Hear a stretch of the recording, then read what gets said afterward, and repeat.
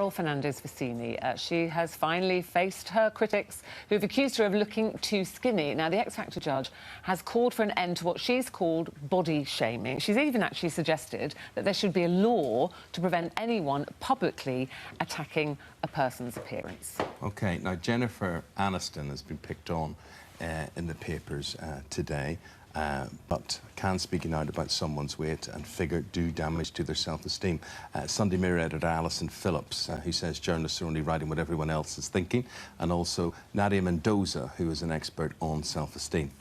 The first thing I want to say about, what's her name? Jennifer Aniston. I believe that's a part in the film. I think those are prosthetics on her. I don't think she's overweight, but it hasn't stopped the newspapers pretending that she is overweight. But whether she is or whether she isn't, what's your view, Alison? Well, I mean, it's interesting. I mean, that picture hasn't appeared in all the newspapers. It's appeared in one newspaper. I don't want to get into... So what you have to remember is every newspaper takes different judgment calls on these sort of stories. At the Mirror, we wouldn't go out of our way to use a picture that made somebody look bad like that, because we do have a responsibility. Yeah, we have a responsibility as to which pictures we use and what the effect of pictures which are just sort of nasty for nasty's sake. However, I think what Cheryl's point of view, that people shouldn't even be able to write something that's making an opinion, is just clearly mad. Because... Do you know what I also think about the Cheryl thing is, I think there's a lot of people acting out of concern. It's not actually necessarily... Well, her fans, people are saying, my gosh, is she okay? Is she right? But Cheryl is a national treasure. Everyone loves Cheryl. We've followed her career right the way through. We've also seen, huge changes in her shape and her size. It's no different than if you or I, you go around to see your mum or your auntie and she was like, oh, goodness, you've lost weight. It's concern. That's never been said to me, no. No, but I look forward to, if anybody wants to write that, that's fine, it's good. I do agree with Eamonn, though, when you say that it's not necessarily body shaming, it's not necessarily skinny shaming. I think what people are saying are they're concerned, and we don't have the emotional vocabulary to talk about mental health, so it's coming through, people are articulating it by focusing on what she looks like.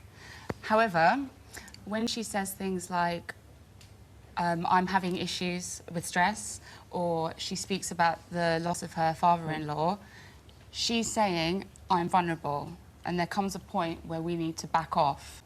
She's come out and said that, and that's very noble of her to say that. But then she's very much in the public eye. Everything she does, she was a pop star, she's a judge on the X Factor, she's photographed constantly.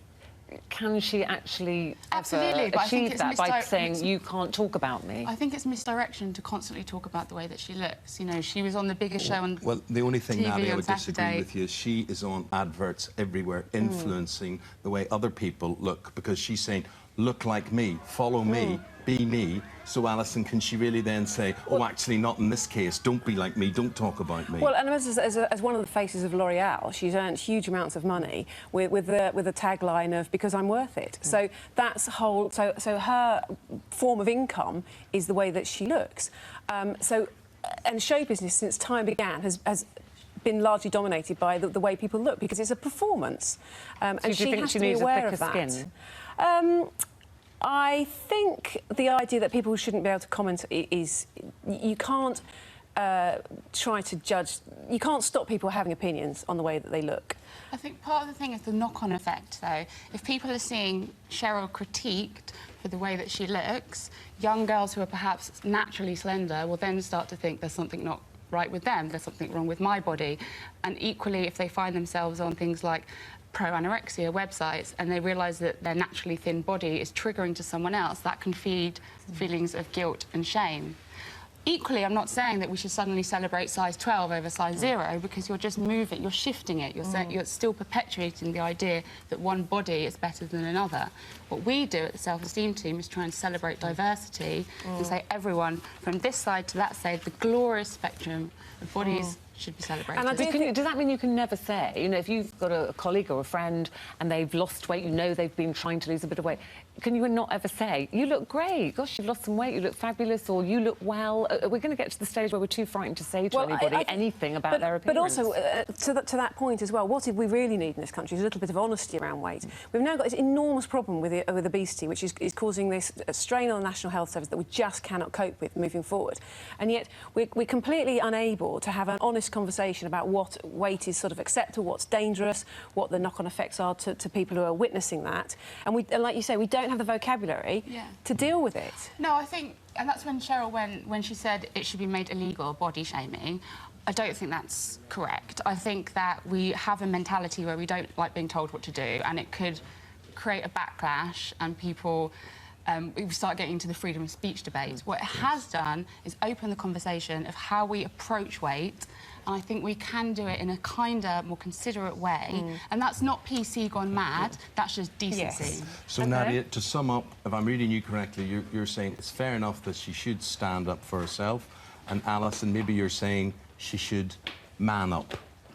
Yes, and I think she has to accept that she is a huge part of national life in this country, and people are going to have opinions about the way she looks. OK, well, thank you both for your opinions today. Yeah, we're interested in your opinions at home. Of course we are as well.